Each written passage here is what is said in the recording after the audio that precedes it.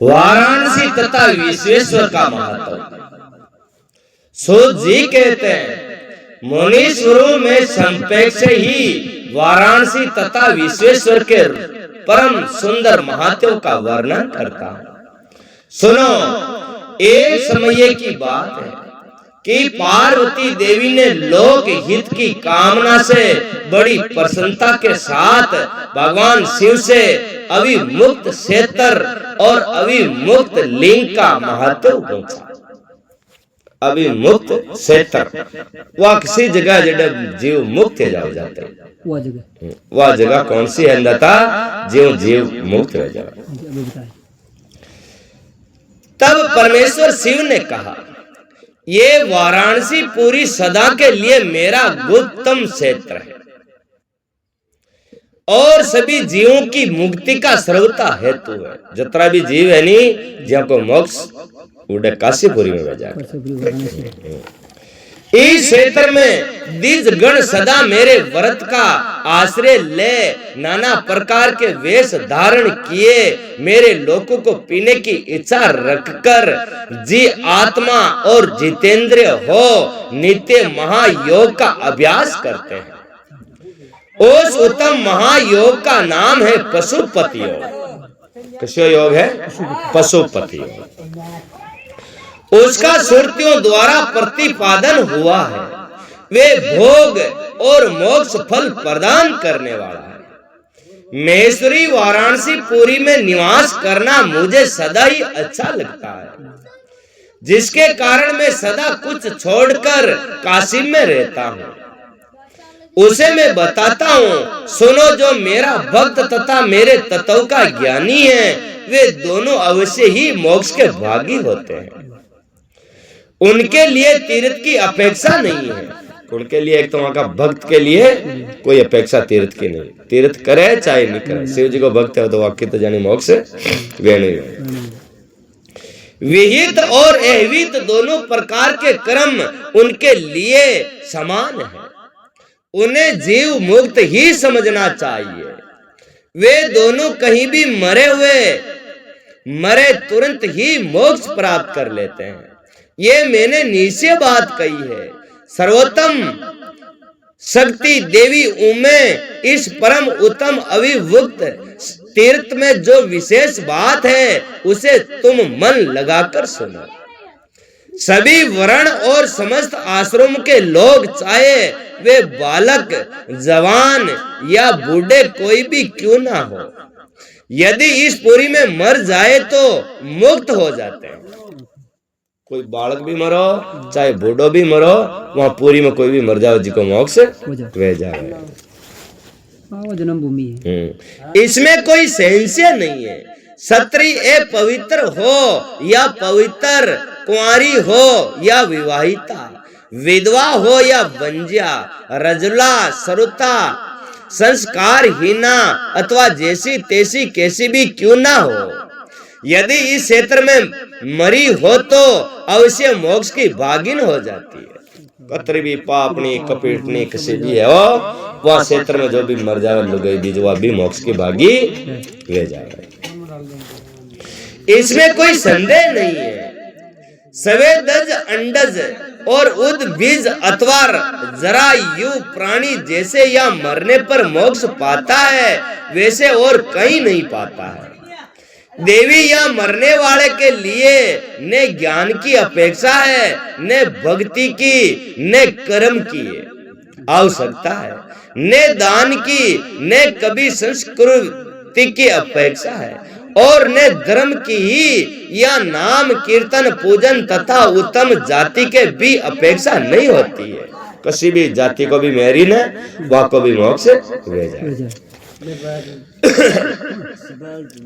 जो मनुष्य मेरे इस मोक्षदायी क्षेत्र में निवास करता है, वे चाहे जैसे मरे उसके लिए मोक्ष की प्राप्ति सुनिश्चित हो जाती है। प्रिय, मेरा ये दिव्यपुर गुहाओं से गुप्ततर में ब्रह्मा आदि देवता भी इसके मात्यों को नहीं जानते, इसलिए ये महान क्षेत्र अविमुक्त नाम से प्रसिद्ध है। क्योंकि नेमिष आदि सभी तीर्थों से ये श्रेष्ठ है। ये मरने पर अवश्य मोक्ष देने वाला है। धर्म का सार सत्य है, मोक्ष का सार समता है तथा समस्त क्षेत्रों एवं तीर्थों का ये सार है। अविमुक्त तीर्थ काशी है, ऐसी विधानों की मान्यता है। इच्छा के अनुसार भोजन, सहन, क्रीड़ा तथा विधिवत कर्मों का अनुष्ठान करता हुआ भी मनुष्य यदि इस अविमुक्त क्षेत्र में प्राणों का परित्याग करता है तो उसे मोक्ष मिल जाता है। जिसका चित्त विषयों में आसक्त है और जिसने धर्म की रुचि त्याग दी है, वे भी यदि इस क्षेत्र में मृत्यु को प्राप्त हो जाता है तो पुण्य संसार बंधन में नहीं पड़ता है। अशो से कशो भी इंसान पापी दुराचारी नाम लेबाड़ो खल कशो भी उड़ा मर जाए, उड़ा मरे और बेस को मोक्ष वे जा। असी वा पूरी भगवान की। फिर जो ममता से रहित, धीर, सतु गुणी, दमहीन, कर्म कुशल और कर्तापन के अभिमान से रहित होने के कारण किसी भी कर्म का आरंभ न करने वाले हैं, उनकी तो बात ही क्या है। वे सब मुझ में स्थित है। इस काशीपुरी में शिव भक्तों द्वारा अनेक शिवलिंग स्थापित किए गए हैं। पार्वती वे संपूर्ण अभिष्टों को देने वाले और मोक्षदायक है। चारों दिशाओं में 5-5 कोश फैला हुआ है। ये क्षेत्र है 5-5 कोश। ये क्षेत्र अविमुक्त कहा गया है।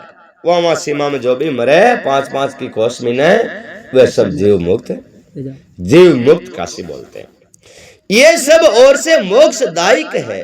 जीवों को मृत्यु काल में ये क्षेत्र उपलब्ध हो जाए तो उसे अवश्य मोक्ष की प्राप्ति हो जाती है। यदि निष्पाप मनुष्य काशी में मरे तो उसका तत्काल मोक्ष हो जाता है, और जो पापी मनुष्य मरता है वे काय शिवों को प्राप्त होता है। उसे पहले यातना का अनुभव करके ही पीछे मोक्ष की प्राप्ति होती है। वो पाप की दौड़ा जीवन कुटो मारो तो करे होने, पर कुटो मारो करवा को जानी मोक्ष कर। सौंदर्य जो इस अविमुक्त क्षेत्र में पातक करता है वे हजारों वर्षों तक भैरवी यातना पाकर पाप का फल भोग के तत्पश्चात ही मोक्ष पाता है। क्योंकि अड्डा कोई बुरा काम कर दे नहीं, उनके आंख फांग मार दे कि दृष्टि गलत ला दे तो वो करोड़ों जन्मों तक पाप में पड़ियो रहे, नरका में फंसे। वहां को तो भी मोक्ष भी वहां कोई करे। 7 कोटि कल्पों में भी अपने किए हुए कर्मों का क्षय नहीं होता है। आपा जितना भी कर्म करना क्यों नहीं, आज करोड़ों जन्म ले लिया मनवा को भोग बने वो मोक्ष न। सही बात। जीव को अपने द्वारा किए गए शुभ कर्म का फल अवश्य ही भोगना पड़ता है। केवल अशुभ कर्म नरक देने वाला होता है और केवल शुभ कर्म सर्व की प्राप्ति कराने वाला होता है। तथा शुभ और अशुभ दोनों कर्मों से मनुष्य योनि की प्राप्ति कही गई है। अशुभ कर्म की कमी और शुभ कर्म की अधिकता होने पर उत्तम जन्म प्राप्त होता है। उत्तम आज मोटी जात में देनो आर हाउटा रिपियाला के देनो दूध पेट किसने कर दे वहां घर सब है, घर सब का अड्डा है, गरीबों का यार मेरा कभी अच्छा घर में। शुभ कर्म की कमी और अशुभ कर्म की अधिकता होने पर यह अदम जन्म की प्राप्ति होती है। पार्वती जब शुभ और अशुभ दोनों ही कर्मों का क्षय हो जाता है तभी जीव को सच्चा मोक्ष प्राप्त होता है। यदि किसी ने पूर्व जन्म में आदर पूर्वक काशी का दर्शन किया है तभी उसे इस जन्म में काशी में पहुंचकर मृत्यु की प्राप्ति होती है। एक बार आप काशी में जाने इस जन्म में जाएगा तो फासला जन्म आप जार मोक्ष हो जाएगा। एक बार जानो एक बार अवश्य जानो पेड़ी, फिर दूसरी बाड़ी में मन खास ले जाएगा वहां जगह पर। दूजा जन्म में। दूजा जन्म। जो मनुष्य काशी जाकर गंगा में स्नान करता है उसके क्रियमाण और संचित कर्म का नाश हो जाता है। संचित जो कर्या जो पूर्व कर लिया जो वहां को नाश हो जाओ। आज तक जाने की जीरो है जाओ। गंगा नदी है ना, वरुणा नदी उड़ा, वरुणा नदी जिन गंगा है वन वाराणसी वरुणा नदी वरुणा नदी है ना। परंतु प्राप्त कर्म भोगे बिना नहीं होता है। प्राप्त कर्म जो है क्या वह तो भोग्या बने न मटे। न बटे। सही है। ये निश्चय बात है। जिसकी काशी में मुक्ति हो जाती है उसके प्राप्त कर्म का भी श्रेय हो जाता है। पर ये जिसने एक ब्राह्मण को भी काशी वास करवाया है वे स्वयं भी काशी का वास का अवसर पाकर मोक्ष कर लेता है। उड़े एक ब्राह्मण ने भोजन करवा देवे, एक मीनाती वहां का खाना पीना को सामान आप घरे नाग दा तो भी आपने मोक्ष ले जाओ। उड़ा पर गुम देख ले गरीब ब्राह्मण शौक है वहां के मीना खान की मरसियार लोन राटोर तरना पाटी वहां के घरे ना क्या फिया दे वजह तो की खा जावे नहीं तो बंगार पेटिस दे रहा वैसे सूजी कहते मुनीश्वरों इस तरह काशी का तथा विश्वेश्वर लिंग का पर चोर महात्म्य बताया गया है। जो सत पुरुषों को भोग और प्रदान मोक्ष प्रदान करने वाला है। इस बाद में त्र्यंबक नाम के ज्योतिर्लिंग का महात्म्य बताऊंगा जिसे सुनकर मनुष्य शरण भर में समस्त पापों से मुक्त हो जाता है। त्र्यंबक ज्योतिर्लिंग का प्रसंग में महर्षि गौतम के द्वारा किए गए परोपकार की कथा। उनका तप के प्रभाव से अक्षय जल प्राप्त करके ऋषियों की अनावृष्टि के कष्ट से रक्षा करना। काल काल काल पड़ गयो एक बार घणो 100 साल थी काल पड़ गयो जज्ञा फचा वो ये गौतम ऋषि जी भक्ति कर और अक्षय जल की प्राप्ति की दी। वह आ दातार उनके खड्डो खोदे इका महीने थारे जल रही जाएगी जिमो या नर्मदा चले। ऋषियों का छल पूर्वक उन्हें गो हत्या में फंसाकर आश्रम से निकालना और शुद्धि का उपाय बताता। सूजी कहते हैं मुनीश्वरों सुनो मैंने सदगुरु व्यास जी के मुख से जैसे सुनी है उसी रूप में एक पाप नाशक कथा तुम्हें मैं सुना रहा हूं। पूर्वे काल की बात है। गौतम नाम से विख्यात एक श्रेष्ठ ऋषि रहते थे जी की लुगाई को नाम अहल्या थी।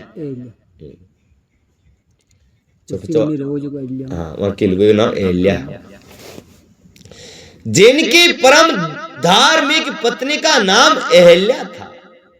दक्षिण दिशा में जो ब्रह्मगिरी है वही उन्होंने 10,000 वर्षों तक तपस्या की थी। 17,000 वर्ष तक 10,000 वर्ष तक उत्तम व्रत का पालन करने वाले मैं ऋषियों ने एक समय वहां 100 वर्षों तक बड़ा भयानक अवसरण हो गया। अवसरण काल पड़ गया हो साल थे 100 साल तक सब लोग महा दुख में पड़ गए। इस भूतल तल पर कहीं गीला पत्ता भी नहीं दिखाई देता था। फिर जीवों का आधारभूत जल कहां से दृष्टि गोचर होता है क्योंकि पत्ता ही हो गया ये जल कड्डे। उस समय मुनि मनुष्य पशु पक्षी और मुर्ग सब वहां से 10 दिशाओं को चले गए। तब गौतम ऋषि ने 6 महीने तक तप करके वरुण को प्रसन्न किया। वरुण देवता वरुण ने प्रकट होकर वर मांगने को कहा। ऋषि ने वर्षी के लिए प्रार्थना की। वरुण ने कहा देवताओं के विधान के विरुद्ध दृष्टि ना करके मैं तुम्हारी इच्छा के अनुसार तुम्हें सदा अक्षय रहने वाला जल देता हूं। वे भगवान के थारे नियम सदा के लिए हीर नट कूड़ा को पानी न टूटे जिससे तने के अक्षय जल देते वो था के पीजिए और बाजिए और बेस मिस्त्री जो तुम एक गड्ढा तैयार करो। उनके ऐसा कहने पर गौतम ने 1 हाथ गहरा गड्ढा खोदा और वरुण ने उसे दिव्य जल द्वारा भर दिया। तथा परो उपकार से सुशोभित होने वाले मुनि श्रेष्ठ गौतम से कहा, मां मुनि कभी शीर्ण न होने वाले ये जल तुम्हारे लिए तीर्थ रूप होगा, तीर्थ स्थान होगा। त्र्यंबकेश्वर महादेव,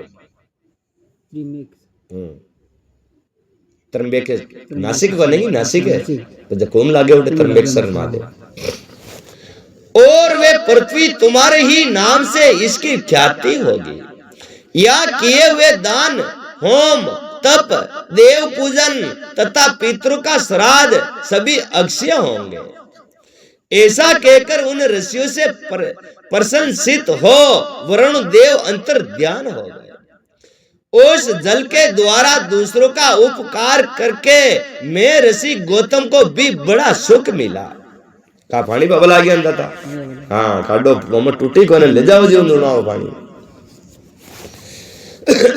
महात्मा पुरुषों का आश्रय मनुष्यों के लिए महत्व की ही प्राप्ति कराने वाला होता है। महान पुरुष ही महात्मा के उस स्वरूप को देखते हैं और समझते हैं, दूसरे अदम मनुष्य नहीं। मनुष्य जैसे पुरुष का सेवन करता है वैसा ही फल प्राप्त हो जाता है। जैसे जान गया भाई अपन देता की जिसकी सेवा कह रहा है उसी अपन फल मिली, उसी फल मिली। सही बात। महान पुरुष की सेवा से महत्ता मिलती है और शूद्र की सेवा से सुधरता उत्तम पुरुषों को ये स्वभाव ही है। नीच की सेवा करोगे तो गरीबी आएगी। नीच आदमी कोई है जो उल्टा खाना खाए, उल्टा खाना वो नीच आदमी। उनकी धरना बोले मोगली सेवा करो तो थांगर में गरीबी आए, संता की सेवा करो तो थांगर में अमीरी आ जाए। ये मेन पॉइंट कहा है इसमें कि शूद्र की सेवा करोगे तो तुम्हारी नास्ती हो जाएगी और संता की सेवा करोगे तो नहीं करनी चाहिए। बिल्कुल सत्य बात। हाँ, पापी आदमी की सेवा करो कई मतलब अपनी और कोई भी हो, हाँ कोई भी हो, आप भी हो नहीं। वे दूसरों के दुख को नहीं सहन कर पाते, अपने को दुख प्राप्त हो जाए इस भी स्वीकार कर लेते हैं, किंतु दूसरों के दुख का निवारण ही करते हैं। दयालु, अभिमान शून्य, उपकारी और जीते इंद्रियां ये पुण्य के चार खंबे हैं। पुण्य के खंबा एक तो दयालु आदमी, एक थंबो तो दयालु को हारा पहली दयालता महीने ना आवे तो ठीक चालू नहीं फचे। अभिमान शून्य मान के दीदो तो ही क्यों मत कहीं नहीं दीदो। हाँ एक जो देव तो एक गणा तो पूरा हमने आगे।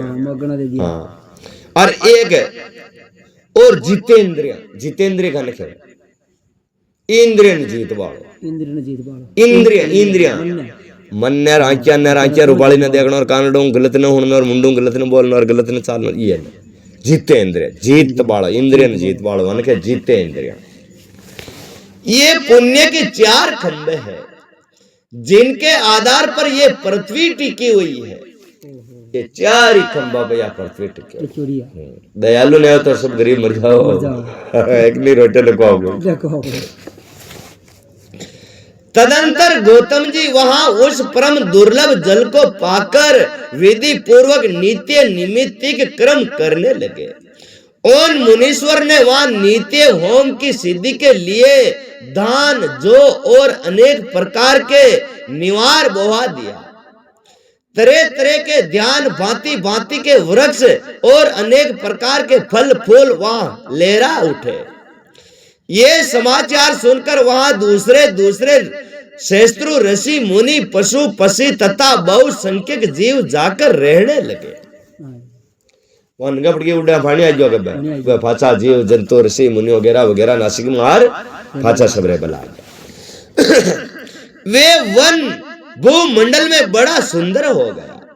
उस अक्षय जल के सहयोग से अनावृष्टि वहां के लिए दुखदायिनी नहीं रह गई। उस वन में अनेक शुभ कर्म प्रायण ऋषि अपने शिष्य, भार्य और पुत्र आदि के साथ वहां वास करने लगे। उन्होंने काल सेम करने के लिए वहां धान बोया। गौतम जी के प्रभाव से उस वन में सब और आनंद छा गया। एक बार वहां गौतम आश्रम में जाकर बसे हुए ब्रह्माणु की क्षत्रियां जल के प्रसंग को लेकर एलिया पर नाराज हो गए। वो आती जो सबने सेम पानी डालती, वह डोगरी ने उठिस बैठी रहती वहां तालाब की तीर पे, जो मतलब गरीब आता बोधी जात आला आता तो सब आता जानी वहां पानी पर जानी वहां दे देती। वो दूजी बामणी आई जो बाम बातें आ गई, वो क्यों कूड़ो थाकी देखो की कंग लुगाए के ना बड़ा पण वा तो भगत ही पण दूजी लुगाए आची नहीं जो क्यों मां कह था के वहां के लड़ाई है की। उन्होंने अपने पतियों को उकसाया। उन लोगों ने गौतम का अनिष्ट करने के लिए गणेश जी की आराधना की। अनिष्ट उसका बुरा करने के लिए गणेश जी भगवान है राजी का वो क्यों इको माँ के खीर की चमचाड़ो करोगे कि घर। हाँ भक्त पराधीन गणेश जी ने प्रकट होकर वे वर मांगने को कहा। तब ये बोले, भगवान यदि आप हमें वर देना चाहते हैं तो ऐसा कोई उपाय कीजिए जिसे समस्त ऋषि डांट फटकार कर गौतम को आश्रम से बाहर निकाल दे। अच्छे उपाय करो। ये गौतम ने दुखाड़नो फरक कूड़ा ने छोड़ा घर गहरे छोड़ा और इन फरक गांव मारने खाड़नो लेता ओ उपाय करो। गणेश जी ने कहा, ऋषियों तुम सब लोग सुनो, इस समय तुम उचित कार्य नहीं कर रहे हो।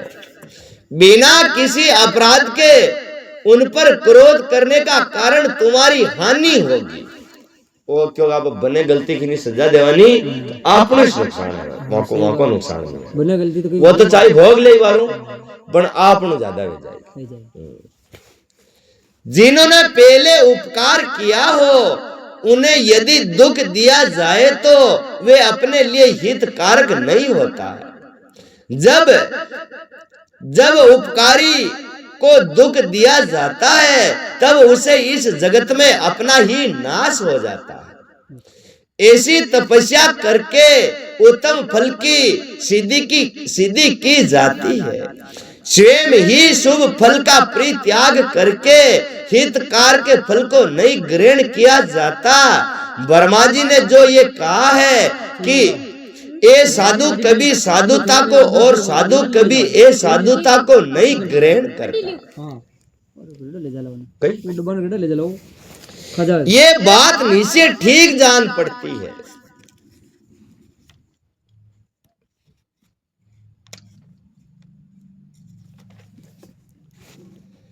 पहले उपवास के कारण जब तुम लोगों को दुख भोगना पड़ा था तब मैं ऋषि गौतम ने जल की व्यवस्था करके तुम्हें सुख दिया है, परंतु इस समय तुम सब लोग उन्हें दुख दे रहे हो। संसार में ऐसा कार्य करना कदापि उचित नहीं है। गणेश जी महाराज समझा रहे हैं कि मत करो, पण वे क्यों नहीं मगर घराली पे रुस जाओगे, इसको करना भी अड़ी कहता। हाँ इस बात पर तुम सब लोग सर्वथा विचार कर लो। क्षत्रियों की शक्ति से मोहित हुए तुम लोग यदि मेरी बात नहीं मानोगे तो तुम्हारा ये बर्ताव गौतम के लिए अत्यंत हितकारक ही होगा। वो क्यों थेना उल्टो कर रहा अपन वाक्य लिए ये उल्टो इस पे हाँ से उल्टो करो वहां को उल्टो से है तना लिख भी कर लो। इसमें संशय नहीं है। ये मुनि श्रेष्ठ गौतम तुम्हें पुण्य निश्चय ही सुख देंगे। अंते उनके साथ छल करना कदापि उचित नहीं है, इसलिए तुम लोग कोई दूसरा वर मांग लो। सूत जी कहते हैं, ब्रह्मणु महात्मा गणेश ने ऋषियों से जो ये बात कही वे यद्यपि उनके लिए हितकर थी तो भी उन्होंने इसको नहीं स्वीकार किया। वो क्या नहीं दाता माँ का और खींच न था मैना माँ के दुख पाल लिया माने दुख देना जब भक्तों के अधीन होने के कारण उन शिव कुमार ने कहा, तुम लोगों ने जिस वस्तु के लिए प्रार्थना की है उसे मैं अवश्य करूंगा। पीछे जो होनहार होगी वे होकर ही रहेगी। वो क्यों हो बाली तो वाटले भी अब थना मांग ली दो और प्रसाद सारिया प्रसाद पड़ान प्रसाद हो देखी जाएगी। ऐसा कहकर वे अंतर ध्यान हो गए। मुनीश्वरों उनके बाद उन दुष्ट ऋषियों ने प्रभाव से तथा उन्हें प्राप्त हुए वर के कारण जो घटना घटित हुई उसे सुनो। वह गौतम के खेत में जो धान और जो थे, उनके पास गणेश जी एक दुर्बल गाय बनकर गए। वहां का खेता में सर हाँ आज सर जानो आप ऋषि क्यों मांगे देखा खेत की इसे फांद गुत्तो जाइयो जात बांध निकालता कर दिया वहां दिए हुए वर के कारण वे गो कांपती हुई वहां जाकर धान और जौ को चरने लगी। इसी समय देववश गौतम जी वहां आ गए। वे दयालु ठहरे, इसलिए मुट्ठी भर तिनके लेकर उसी से उस गो को हाँकने लगे। उन तिनके का स्पर्श होते ही वे गो पृथ्वी पर गिर पड़ी और ऋषियों के देखते देखते उसी क्षण मर गई। ओहो अब तो गो हत्यारो है जो अब तो बली फांग मोटे पटक दी दिन था। हां गो हत्यारा ने तो पूरा गांव मारने खाड़े हो अपनी खाड़ता पहले पोकर जी किंदा था। हां वे दूसरे दूसरे देशी ब्रह्मांड और उनकी दृष्टि क्षत्रियां वहां छिपे हुए वो सब कुछ देख रहे थे।